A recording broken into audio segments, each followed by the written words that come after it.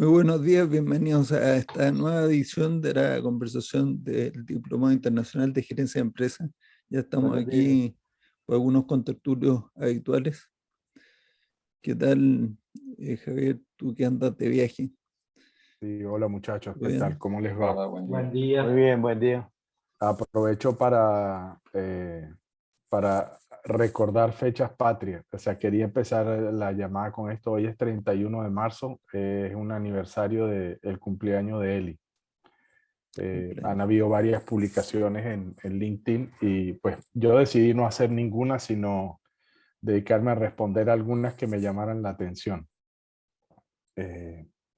Entonces, nada, simplemente es un día que, o sea, me acuerdo de Eli todos los días, pero por alguna razón A o B o C, sin embargo, pues dado que es el 31 de marzo, pues simplemente como para recordarlos nosotros y hablar de lo que queramos hablar pensando en esa línea. Solo era eso lo único que quería comentar.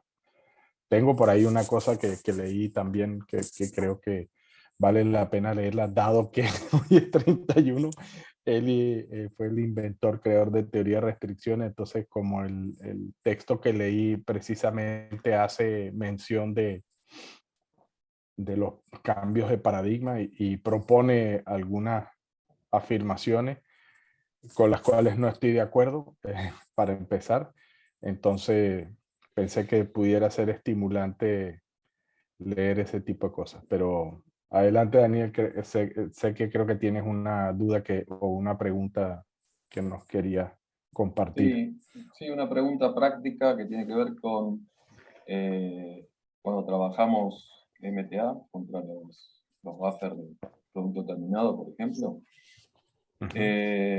La duda que me surge es que si, por ejemplo, estamos trabajando con una empresa que tenga extrusoras o inyectoras, que normalmente tienen un lote técnico de fabricación, pongamos cualquier número, 300, ¿no? Ese es el lote mínimo que podrían fabricar.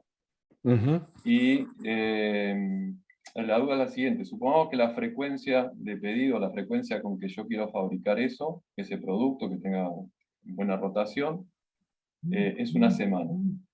Pero resulta que de una semana a otra el consumo baja el buffer, pero en lugar de venderse normalmente lo que se está vendiendo, se vende menos, digamos 100. Menos el lote técnico. Exactamente. ¿Qué hago? Subo el molde y respeto la frecuencia y fabrico los 300, o espero que llegue a bajar el buffer a 300 y entonces, o sea, que penetre 300 y vuelvo a fabricar, pero ya no estoy respetando la frecuencia. Estoy siguiendo lo que decíamos, las dos variables. Una variable es el tiempo y la otra las cantidades. Estoy variando las cantidades. Y ahí es la duda que me surge de cómo prácticamente lo puedo manejar. No, bueno, pero mira, teoría de restricciones. Eso que me estás poniendo es una restricción más y eso va a hacer más fácil todavía la decisión, porque mientras más restricciones tenga uno, más obligado está a hacer cosas, así que no hay mucho problema. Sin embargo, la primera aclaración es por tu descripción del lote técnico. Yo creo que eso no era un lote técnico lo que describiste. No. Un lote técnico es la mínima cantidad con la que un proceso puede funcionar. Por ejemplo, Exacto, es como un ciclo de producción de la máquina. Eso es lo mínimo que puede tocar. mínimo. O sea, Claro, Sí. yo dije 300 por un número, dije, ¿no? no, pero tu Sí, descripción pero fue, tiene una inyectora, Sí, exacto. está bien. o tiene una impresora, o tiene cualquier, Una y eso extrusora. sugiere, Una extrusora, exacto. claro, Entonces, sugiere que alguien decidió que lo mínimo es 300 en este caso, porque no vale la pena hacer menos cantidad por la pérdida de material en la puesta en marcha. O sí, o además puede ser una alimenticia que tiene un batch, que es la paila que tienen ahí para No, bueno, armar. ahí sí, ahí sí, Bueno, ahí, claro, o sea, ahí es que sí, ahí ya estamos. sí, ahí cuando nos metemos, o sea, cuando uno está haciendo esa pregunta, tenemos que circunscribirnos específicamente a la operación que estamos hablando, porque un lote técnico en una extrusora, en un inyector es diferente a una paila, a un tanque. Voy a hacer una respuesta muy rápida, ¿sí? Yo lo pregunto conceptualmente. Sí, por eso. Para que después ir voy a a lo usarte empírico. Sí, voy a usarte una respuesta, voy a darte una respuesta precisamente de un caso que estamos ayudando a resolver ahora. Es una empresa textil aquí en Brasil que está integrada verticalmente desde el hilo, o sea, producen el hilo, tejen la tela cruda la tiñen y después eso va a confección y costura y terminan haciendo los productos que son sábanas, toallas y cosas para la casa, ¿ya? Entonces, el gran problema que tienen es cómo está diseñada la planta para los tanques de teñido. Entonces, primero tienen distintos tanques de teñido. Y el lote técnico pudiera ser, por ejemplo, en vez de hacer, no sé, creo que son algo así como, en una son 800 kilos, en otras son 500 y en otras son 300. Tienen como 3 modelos diferentes. Entonces, el lote técnico está dado para las mejores condiciones del teñido, el uso de los químicos, la formulación, etc. Y entonces la pregunta fue, bueno, ¿podemos utilizar los tanques de 800 para hacerlos en 500? Entonces la respuesta fue la siguiente. Sí se puede, o sea, el lote técnico lo podemos bajar inclusive hasta 400, hasta la mitad. Reduce gastos de energía, tiene puros beneficios. La única preocupación que tienen es sobre la consistencia del color entre un lote y otro. Entonces ahí empiezan las peculiaridades del sistema, ¿sí? Entonces debo hacer el lote técnico, lo tengo que ajustar más arriba y eso significa que cada vez que el consumo sea menor y yo decida producir, mando un lote técnico, entonces voy a terminar. Entonces la decisión al final termina siendo, voy a decir, operativa pero estratégica, de si decido operar entre el verde y el cian constantemente, ¿sí? O simplemente el lote técnico manda y entonces lo suelto y opero en una regulación entre el amarillo y el verde, o entre el rojo y el amarillo y verde. O sea, esas son como las peculiaridades de lo que va a pasar. Pero si es un ítem de alta frecuencia, ¿sí? Entonces también tienes el tema de si es de alta frecuencia o alto consumo, pues entonces yo prefiero correr el riesgo de tener un poquito más y hacerlo, porque lo que al final me interesa es manejar costura como la restricción de flujo. Entonces tener un poquito más de inventario de un color bien uniforme, me queda perfecto, no importa, protejo la calidad y simplemente retraso la confección o el final, porque de esa misma tela teñida voy a sacar varios productos, ¿no? En este caso particular, entonces con el caso de la inyección, yo diría, ¿sí? O en extrusión, tienes un molde, la vida del molde usualmente les preocupa mucho y por eso quieren hacer la menor cantidad de cambios y el desperdicio de material, pero la realidad es que el molde viene ya hecho para 3, 4, 6, 8, 10, 12 piezas, si son tapas de botella, o sea, lo que sea. Pues en teoría uno pudiera hacer una corrida, o sea, tiro un batch de lo que sale del molde, paro la máquina, bajo el molde y hago todo el cambio. O sea, pudiera ser tan pocas como esa. Entonces, en ese caso particular, es las consideraciones del desperdicio de materia prima, la uniformidad del producto que está saliendo y la cantidad mínima que me siento cómodo produciendo, sin pensar que es un desperdicio, ¿ya? Ya, pero Al final es la que necesito. Todo eso tiene que ver con decidir si el lote es técnico o no es técnico. Exacto. Pero ahora ya supongamos que tiene un lote técnico y que no puede ser menos que eso. Que no puede ser menos. Entonces la pregunta es si es que... o sea, la gran pregunta es si uno varía la frecuencia para que siempre te dé una producción que justifique más que el lote mínimo. Y mi respuesta a eso es que no vale la pena. Que yo fijaría la frecuencia, porque el resultado es casi igual, con la diferencia de que cuando uno tiene la frecuencia más alta, a pesar de que digamos que en el caso que nos pusiste, que necesitas producir 100 para completar el amortiguador, pero el lote mínimo es 300. Entonces uno tiene que producir 300. Exacto. Y al producir 300 va a quedar por arriba del amortiguador. Lo cual significa que muy probablemente con la frecuencia semanal que nos planteaste, la próxima semana todavía no haya un consumo que genere una reposición. No importa, no se genera la reposición. Pasa la siguiente semana y ahí vemos si es que se genera o no reposición. Ahí bajaríamos el tamaño del buffer, ¿no? Pero lo que pasa es que el tamaño del buffer va a estar muy influenciado con el lote mínimo. Mientras más Sí. lejos esté el lote mínimo de los lotes normales de consumo, más va a estar cerca el buffer, o sea, no el buffer, el stock stock. del Sí, lote sí, mínimo. claro. Exacto. Yo prefiero mantener la frecuencia fija. Yo concuerdo con Matías, porque eso además ordena la producción. O sea, si ya tú sabes que es una frecuencia semanal ese producto, entonces al final, y aquí me estoy recordando algo Sí, que de una nuevamente, conversación que tuvimos en Brasil, ¿te acuerdas? Porque sí, ahí la discusión era otra.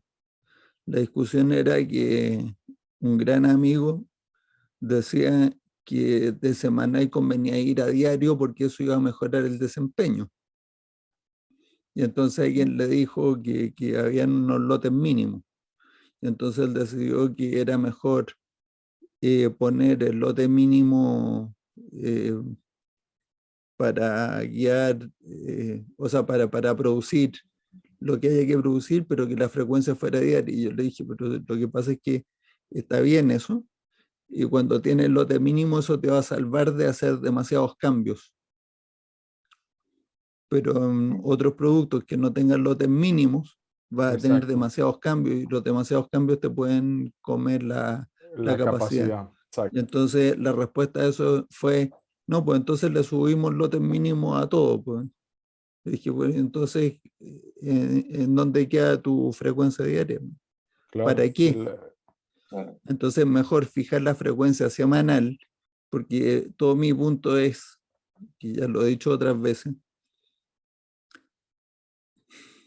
la agregación estadística reduce el error relativo de la variación. O sea, que me provoca el error de pronóstico que tengo. Pues yo me tengo que anticipar. Cuando estoy haciendo inventario, me estoy anticipando a la correcto, venta o al consumo. Y entonces, mientras mayor sea el error relativo que tiene el pronóstico, mayores van a ser los errores que yo cometa en el inventario. Entonces puedo estar provocando errores de quiebres de stock. A todo esto, acabo de terminar un simulador y está entretenido porque uno puede hacer distintos experimentos, y justo antes de entrar aquí estaba haciendo el experimento de poner una serie que le hice a propósito una variación increíble de 0 a 40. Cualquier número entre 0 y 40 unidades, la venta diaria. ¿Listo? Entonces puede ser que un día diga 0 y otro día 40. Entonces, ¿qué amortiguador tengo que poner ahí? Si la frecuencia es un día, o sea, la máxima habitual que nosotros ponemos, no cada hora, pero cada una día, vez al día. una vez al día, más un día de producción, o sea, 2 días el tiempo de reposición, y me sale 34% la disponibilidad promedio. Porque la variación es tan brutal que el sistema DBM, que el ajuste de colores y esto, no alcanza a absorber esa variación. Entonces, ¿qué pasa si yo aumento la frecuencia? Y la aumento 2 días. O sea, disminuyo la frecuencia y aumento el tiempo. Aumento el tiempo de reposición. Entonces, sigo teniendo un día de suministro, pero ahora en vez de cada día, es cada 3 días. ¿Ya? Subí 2 días. Ahora tengo, en vez de 2 días de tiempo de reposición, tengo 4 días de tiempo de reposición. El tiempo, al aumentar al doble el tiempo de reposición, la agregación estadística de toda esa variación se me va a reducir en un factor de raíz cuadrada de 2, o sea, un 40% más o menos. Y al hacer eso, y ya hice la simulación y ya vi los resultados, el inventario con 2 días era 10 unidades promedio, con 34% de disponibilidad, o sea, muy malo. Me conviene tener más inventario. Al subirlo a 4 días, el inventario promedio subió, obviamente. No me acuerdo el número, pero subió. Y la disponibilidad subió a 85%. De 34 a 85, de un solo golpe. O sea que no solamente es un tema de los setups, sino que también cuando las causas de la variación van aguas abajo, o sea que las políticas comerciales, tanto de venta como de compra, o las políticas comerciales de compra de tus clientes también pueden estar influyendo en una alta variabilidad. Por ejemplo, un ejemplo real que he estado analizando últimamente, una fábrica de embutidos, creo que ya lo hemos comentado, en Venezuela. La variabilidad de las ventas diarias es brutal, pero, por cada SKU. Pero entonces yo pregunto, oiga, pero ¿y ese jamón que tiene estas variabilidades tan grandes todos los días? ¿Cómo es el consumo diario de los millones de consumidores venezolanos? Y es una línea recta, eso es una constante. Entonces, ¿cómo llegamos de un consumo tan regular, tan parejo, tan constante, a nivel de consumo real?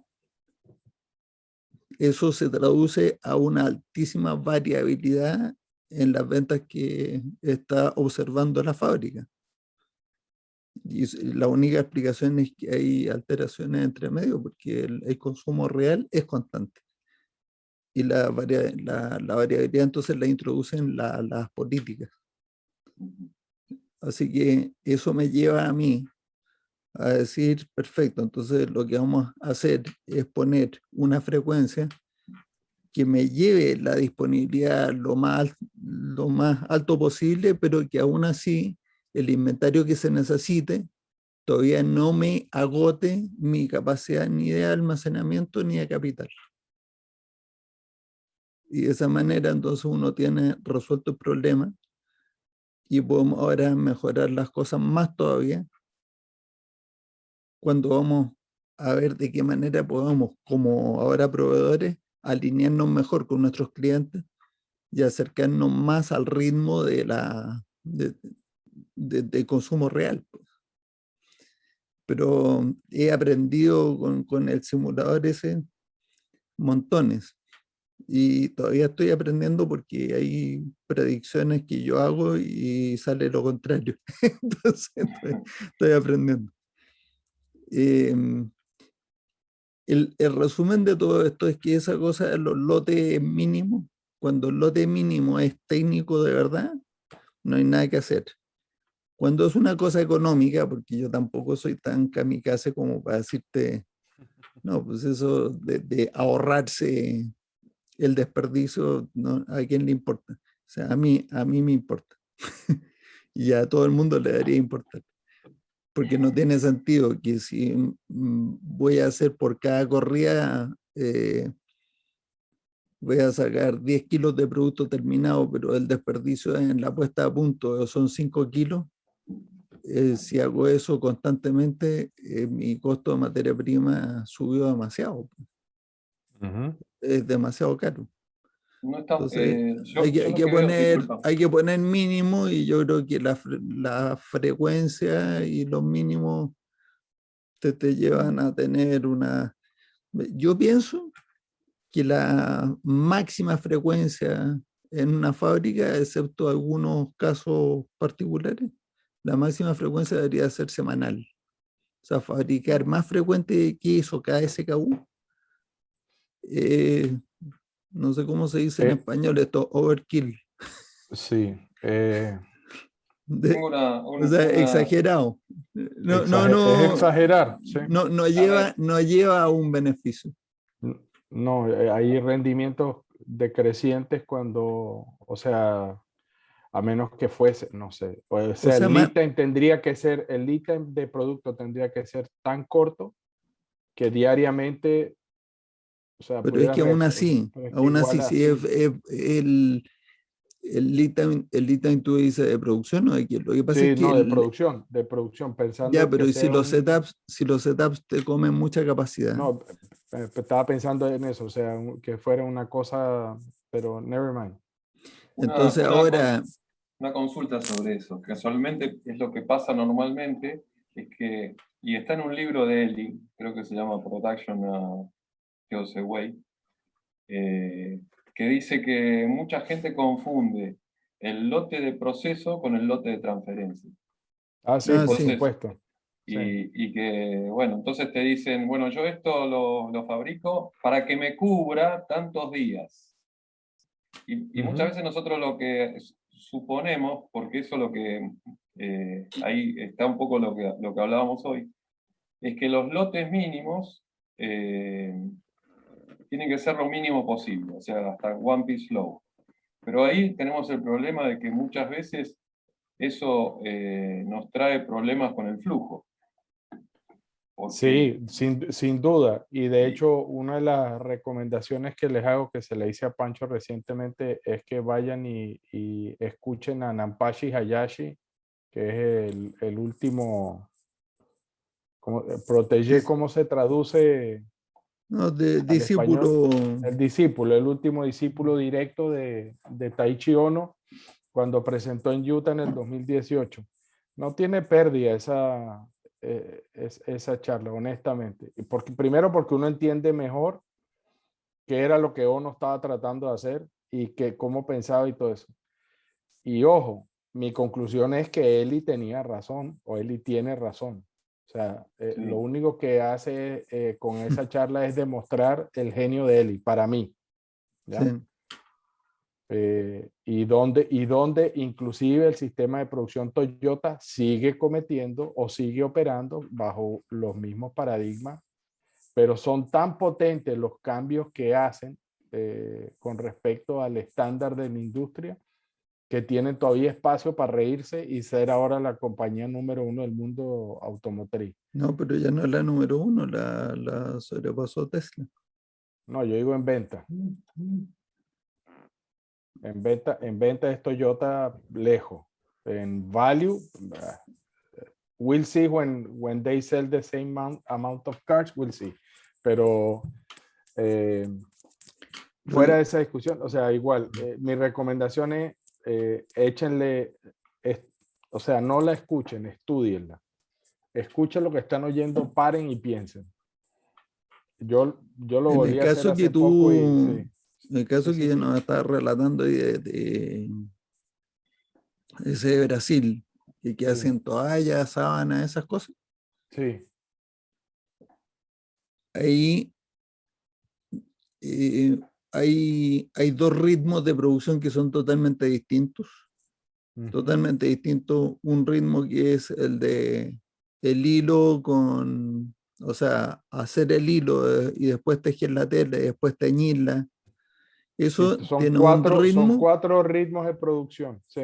Y luego tiene otro ritmo que es el de coser.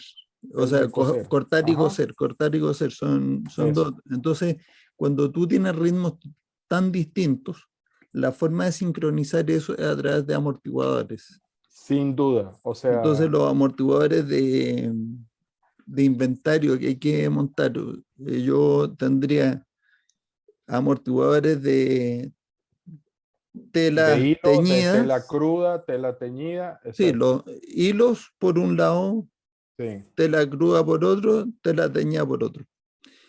Y la confección va consumiéndole a tela teñida. Y de ahí para atrás van consumiendo y generando reposición. Entonces, eso resuelve todo el problema porque no necesitas, o sea, no tiene un dilema de para hacer una confección que me consume 50 kilos, tengo que producir 200 kilos, ¿no? ¿A quién le importa?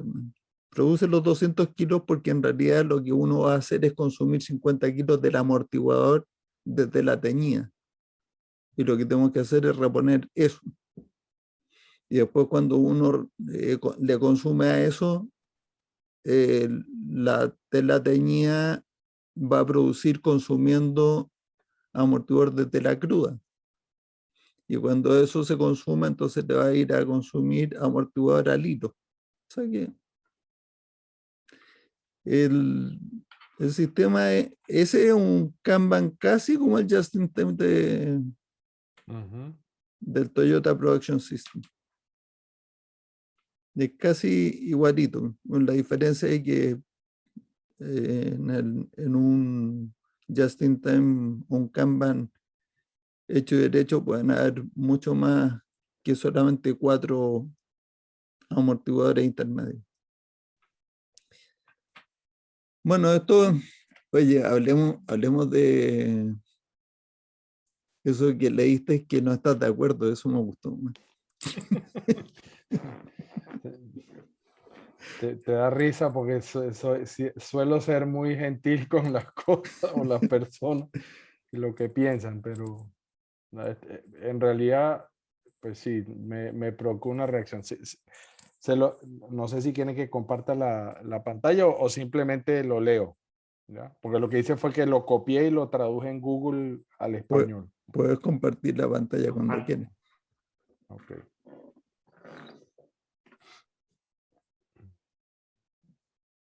Y esto, este que escribió Kevin Colson, ¿no? Sí. Ah. Entonces dice así. Pero yo acabo de revelar el nombre y tú no le has puesto. No importa. No Dale. importa. Espérate, a ver si agrando la letra aquí porque si no... Yo leo. No sé, el resto lee. Yo leo. Bueno. ¿Sí? Ok. Sí. Dice Paradigm Shift o cambio de paradigma. Cuando todo está dicho y hecho, es bastante simple. Solo hay 2 cosas que impulsan un cambio de paradigma. Si no tienes ninguno de los 2, entonces no podrás causarlo. ¿Qué son? Miedo y pasión. Uno de los grandes miedos es quedarse atrás. Entonces, cuando aparecieron Lean y Deming, el miedo a quedarse atrás era enorme. Asumo que de las empresas, de los gerentes. Entonces puede entrar en juego el miedo a no ser visto como una falta de apoyo. Me imagino que cuando uno está hablando de que vamos a implementar algo y tengo miedo, pero igual voy para adelante. Pero una vez que estuvo claro que Lean no estaba dando resultados, la mayoría de la gente pudo dejarlo atrás sin miedo. Solo aquellos con pasión se quedaron atrás. O sea, está mal traducido, no es que se quedaron atrás, sino que siguieron trabajando en Lean. Por ejemplo, las empresas temen hoy perderse lo que la inteligencia artificial y no sé qué es RPA para que vean cómo podría ayarlos. RPA. Debe ser parecido a Machine Learning o qué sé yo. No. Es automatización de procesos, y no sé si la R es por repetitivo o algo así. Repetitivos o recurrentes. Puede ser, me Recurrent parece que eso es. Process Automation, ¿ok? Sí, me Ya. parece que eso es. Ok. Entonces, la gente se casa por pasión y miedo y van a la universidad por las mismas razones. Aquí ya yo me tiré por el barranco. Yo no estoy de acuerdo. O sea, el que se case por pasiones, el que se case por mí está jodido. Y el que vaya a la universidad por mí está jodido. Creo yo, pero bueno, no importa.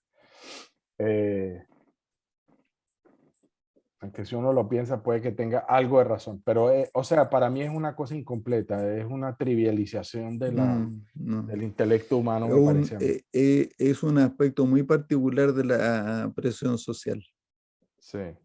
Entonces dice, incluso teoría de restricciones con sus 4 bloques, y se refiere a los 4 cuadrantes del cambio, pasa por alto este punto clave. Yo creo que no los pasa por alto. No. Ahí fue donde yo empecé a diverger. Lo que lleva a su baja tasa de aceptación.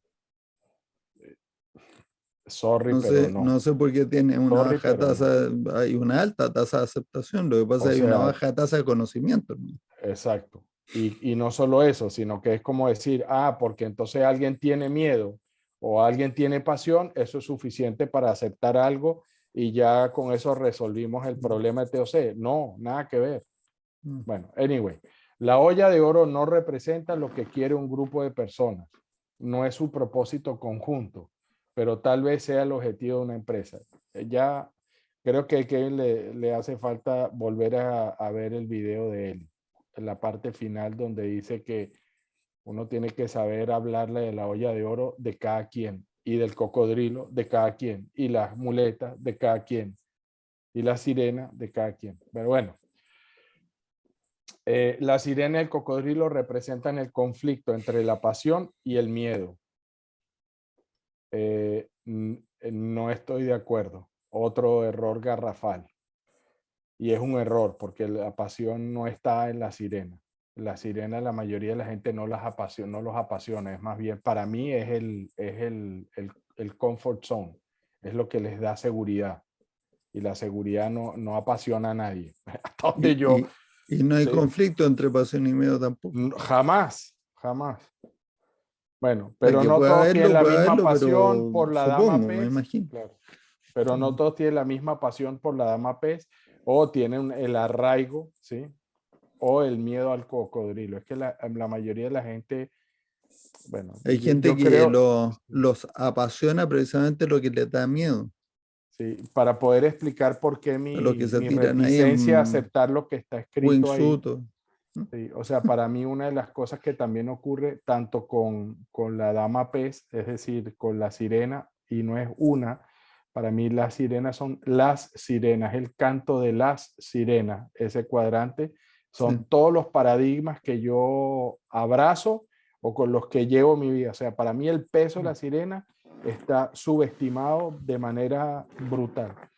Y lo otro es el cocodrilo, puede ser que exista, pero yo lo que estoy viendo es una lagartija. Y resulta que como yo no tengo el time span que hablaba el amigo este canadiense o Elliot francés, Jacks. Elliot Jacks, si yo no tengo el time span para darme cuenta de las consecuencias que eso tiene, el cocodrilo ni lo veo, estoy tranquilo. ¿Sí? O sea, para darles un ejemplo, ahí Daniel tendrá opinión también, pero a mí me parece que la gente cuando está viviendo en una situación tan complicada como yo veo que está Venezuela y ha estado por muchos años, la gente más primaria, la gente que tiene menos educación, la gente que le mete menos a las neuronas, pues simplemente se acostumbran y entran en ese ciclo de ir aguantando cada vez más y cada vez más y cada vez más. El cocodrilo fundamental terminan diciendo, listo, nos adaptamos y sáqueme ese dinosaurio de ahí y lo veo como algo que hay que lidiar y ya. O sea, tenemos mecanismos de adaptación. No sé si el ejemplo es súper relevante, pero esas son las cosas que se me ocurren. Y después habla de ahí, aquí ya lo terminé perdiendo por completo. Dice, construir el camino no significa nada, o sea, build the way, ¿no? O sea, eso es lo que entiendo es build the road, es decir, que transitar, caminar. No hay pasión ni miedo asociado a ello. Y voy a decir por qué es que me pareció tan jalado de las mechas. Ya no me quedan muchas mechas, pero casi me las arranqué, las que me quedan. Las personas construirán un camino después de encontrar su pasión y probablemente cuando se den cuenta de su miedo.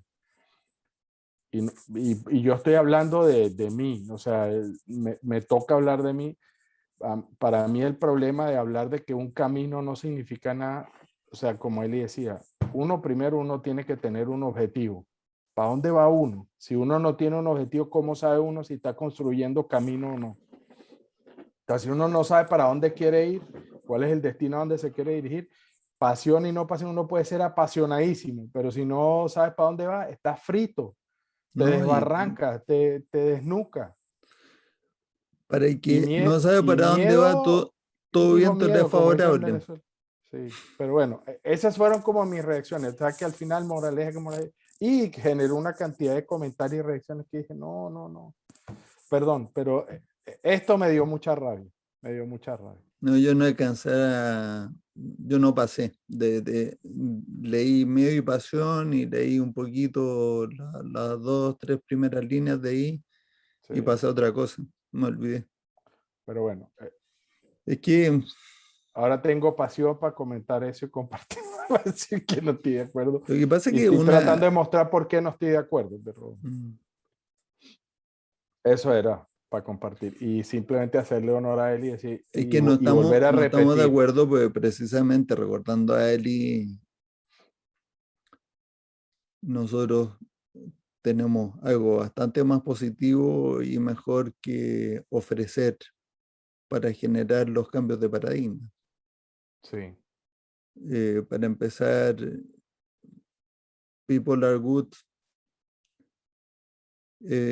un principio que está un poco pisoteado acá. Esa capacidad de razonar.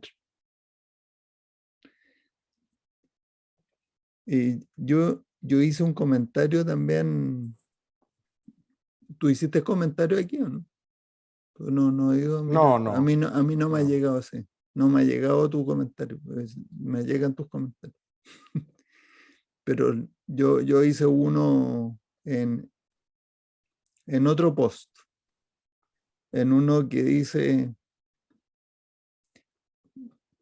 lo compartió el mismo, parece que la misma persona, un mexicano, Montes de Oca, Ricardo Montes de Oca, creo que es. Hace varias semanas atrás, él publicó un post Perdón, ¿puedo donde, retirar esto o lo quieren seguir viendo? sí, no, pues, Muchachos, sí, saca. sácalo. Sí, de hecho lo voy a borrar. Él fue y entonces mandó un post y yo lo encontré, dije, está bastante equivocado, entonces se lo corregí de la manera más elegante que yo pude, o sea, más que corregir, que arrogancia. Yo di mi opinión, era contraria a la de él. Y me puso un like él, o sea, una recomendación de mi comentario. Bueno, para ser franco, recuerdo vagamente de qué se trataba ese. Pero el que recomendó él esta vez era de un indio, parece. Y decía que habían 6 factores claves en retail. Entonces yo cuando leí 6 dije, ya, partimos mal porque para mí son bastante menos que 6. Número 1, el pronóstico puede tener errores. Ese es el número 1. Puede Número 2, tener, ya no, me sé. encanta el optimismo. Entonces se mandó 6 factores ahí. Y yo había escrito, erroneous forecast is a fact, not a factor. Pero me pareció que Y ya empezaba mal, o sea, me era un parece que ya knockout en el primer era round muy y pesado. Entonces, sí. borré todo eso y le escribí. Yo pienso que es bastante más simple que eso. Está todo en inglés porque lo mandaron en inglés. Sí, y Mr. Walker estuvo de acuerdo contigo, eso lo Sí, leí. no, bueno, pues es que Jim, I know. Yo esperaba, no, o sea, menos mal que no le dio rienda suelta a la lengua viperina que puede tener de repente el Jim. Jim Walker. Ujú. Pero, nada, le dije, yo creo que de lo más crítico no está enunciado en estos 6 factores. Mm, Y es precisamente la frecuencia con la que uno repone. sí, Y después el mecanismo que va a establecer, si quiere un RPA, ahí tiene un RPA, un mecanismo para establecer los niveles adecuados de inventario reaccionando a, o sea, a los cambios en la demanda. Si es que hay cambio, o sea, y hay que distinguir ruido de señal. Y ayer estuve, y hoy también estaba es un seminario, es Retail Congress Shop o algo así, organizado por America Retail y Seminarium. Y ayer estuve escuchando algunas de las ponencias. Y yo decía, madre mía, tenemos tanto que aportar, pero finalmente hay mucho de marketing, y de presión social y de el mainstream, o sea, todo eso es, o sea, poco menos que la corrección política de el tema retail. Y entonces eso, o sea, ahí te tengo una buena y una mala. Pues. mm, La mala es que vamos en contra de la corriente. La buena es que tenemos todas las oportunidades del mundo para mejorar las cosas cuando nos dan la oportunidad. Fue impresionante. Todas las charlas que escuché, ninguna, o sea, te hablan, había una de unos que son proveedores de aplicaciones o de, sí, una aplicación, parece que tiene algo de inteligencia artificial, no sé qué decía, que toma en cuenta como entre 40 y 60 factores ambientales para recomendar los niveles de inventario en las tiendas a los retailers. Yo conozco esa cara de gente, así que que acabo de escuchar. sí. Y yo decía, pero basta con que uno vaya a poner una cosa que reaccione rápidamente. O sea, todo el tema está, es que es la incertidumbre la que te mata. Sí, O con no. ese comentario, acuérdame, cuando nos queden 5 minutos para comentarles de otro Ya, artículo que ya leí que van me quedando gustó 5 mucho. minutos. Ah, bueno. Nada, solamente los comentarios son muy generales en términos de, todavía no estamos escuchando en el mainstream los conceptos simples que son la clave de las soluciones a problemas recurrentes. Ujú. Y te ofrecen de todos lados, de distintos tamaños, colores, sabores, soluciones complejas, sofisticadas, y entonces con toda esa aura de misterio además que tienen, Sí, es como le Eli hacen decía, reverencia para resolver y, el problema hacen así. y no lo resuelven. Y Ay, no lo resuelven. tóquese la oreja izquierda y hacen así. No, y no lo resuelven. Y no lo resuelven. Bueno, el comentario que quería hacer es que leí cuando dijiste incertidumbre me acordé.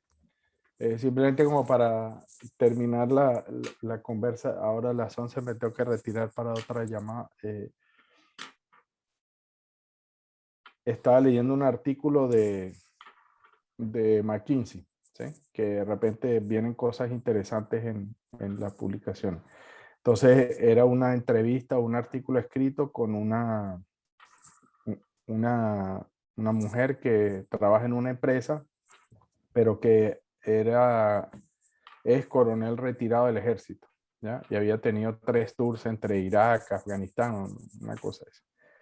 Entonces está dando su perspectiva acerca de lo que están llamando el Great Resign, ¿no? Que mucha gente no está queriendo volver a los trabajos, está renunciando, y que la medida que nos acercamos a lo que la gente llama el nuevo normal, pues estamos volviendo a abrir las cosas, la gente se está juntando y muchas compañías están diciendo que sí, que vamos a volver a las oficinas o van a volver a las oficinas. Y ahí como se empieza a generar una aprehensión después de 2 años de estar remoto, ¿no? O 2 años y tanto de estar remoto. Y mucha gente comentaba también porque leí otro artículo de Domenico Lepore donde decía que el CEO de Goldman Sachs decía que todo el mundo tenía que volver a las oficinas, ¿no? Obligado, que iban a trabajar de lunes a viernes y que se olvidaran de remoto. Entonces tiene como todos esos extremos. Y entonces conversando con la gente acá en Brasil me decía, mira, desde que estuvimos remoto pasaron muchas cosas que desconocíamos o casi nunca habíamos hecho. Por ejemplo, Fabiano me decía, yo llevo a mi hija al colegio. Yo la llevo al colegio. Y eso no lo hacía nunca antes. Y dice, ahora me tienen que decir que no voy a poder llevar a mi hija al colegio, sino que me tengo que ir para la oficina. Váyanse al mismísimo, no me interesa. ¿Ya? Estoy usando ese ejemplo como para describir qué es lo que le está pasando a la gente. Hay otras empresas que dicen, pucha, vamos a hacer una mezcla ahí, vengan 3 días a la oficina, se quedan 2 días en la casa y ahí por ahí van los tiros. Bueno, después de todo esto, esta coronel dice, mire, yo empecé a entender lo que le está pasando a la gente con esto de volver a la oficina, cuando me empecé a acordar de lo que me pasaba a mí cuando volvía de un tour de guerra. Cuando uno llega, uno está acostumbrado a sobrevivir y a protegerse unos con otros, a que no te peguen un balazo, a tener que defenderte, a hacer una cantidad de cosas, estás sometido a un nivel de estrés altísimo. Y cuando vuelves a una realidad que dejaste que ya no es la misma. Y eso, como la realidad a la que estás entrando, se supone que es tuya, es conocida, pero es diferente a cómo te fuiste. Eso genera una desconexión y casi que el síndrome ya no me acuerdo cómo se llama el síndrome, pero genera una preocupación alta y un estrés porque pues te tienes que readaptar. Y dice que le pasó eso y antes de irse de vuelta digamos, a su casa, cuando ya les toca ir porque los van a despachar de vuelta para Estados Unidos del frente de batalla, entonces les hacen una reunión y les explican todo lo que les va a pasar, cómo se van a sentir, qué les va a pasar, que no es extraño, que es normal. O sea, ya tienen una idea del post-traumatic syndrome y todas estas cosas. Y dice que la primera vez que llegó, le habían advertido todo lo que le iba a pasar. Igual le pasó, igual se sintió mal y pasó meses tratando de entender qué le estaba pasando.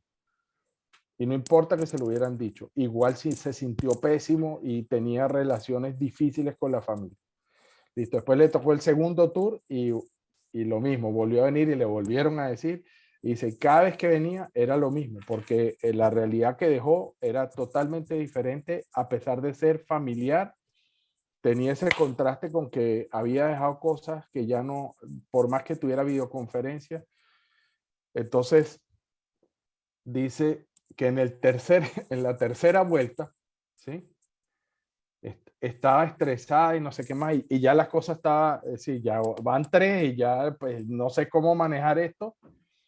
Y entonces fue a hablar con un psicólogo, un psiquiatra, y esto puede ser que les estén enredando la historia, pero la pueden leer, la busco y se las mando. Pero lo importante es que alguien, no me acuerdo quién, si era el psiquiatra o el psicólogo o el capellán, estaba ahí y le dijo, párese un momento. La agarró y la llamó, venga para acá, y la abrazó. Y le dije, quédese tranquila, deme un abrazo. Y se quedaron ahí tranquilos y le di un abrazo, listo, ya. Y como que con el abrazo, las cosas empezaron es como esa reconexión, ¿ya? Entonces, pues, lo que lo que me hizo reflexionar ante esa incertidumbre y el tema de estar ahí conectados, no conectados, ir para acá, la incertidumbre y todo lo que todavía no sabemos qué va a pasar. Entonces, al final, la conclusión era, mire, con la gente que está volviendo a la oficina o con la gente que... Dele un abrazo. Haga eso, dele un abrazo. Ya, listo. Era eso, para mandarles un abrazo. Y ya. Bueno, ¿qué más se puede decir hoy? Nada. Recibido. Muchas gracias. No, muy interesante, Javier, porque parece ser que no dice, y está diciendo un montón de cosas ese abrazo. Sí. O sea, es Transmite todo un lo que montón de hace cosas. falta sin palabras. Eso a mí me pegó mucho, me llegó, me llegó.